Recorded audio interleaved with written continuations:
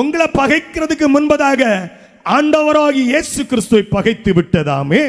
அப்போ இந்த பெண்ணினாள் அன்னாளை பகைக்க தொடங்கினதினால் இவளுடைய இருதயம் உடைக்கப்படுகிறது.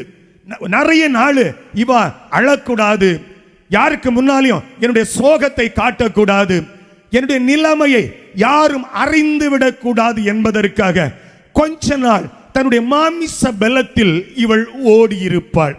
கல்யாண வீட்டுக்கு போனா பிள்ளை இல்லையான்னு கேட்பாங்க, இல்லைன்னா உன் புருஷன் உன்னை நேசிக்கிறது இல்லையாமே இப்படி கேட்டிருப்பாங்க.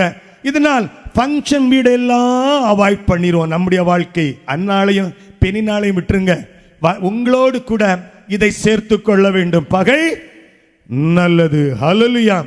இவளிடத்தில் இந்த பகை பெருகினபடியினாலே இந்த கல்லான இருதயத்தை இவள் உடைக்கிறாள். இந்த வார்த்தையின் அம்புகள் அன்னாளின் இருதயத்தை உடைக்கிறது. இல்லைனிலே பெண்ணினாளிடத்தில் ஒரு பகை உருவாகாவிட்டால் இவள் இப்படியே வாழ்ந்திருப்பாள்.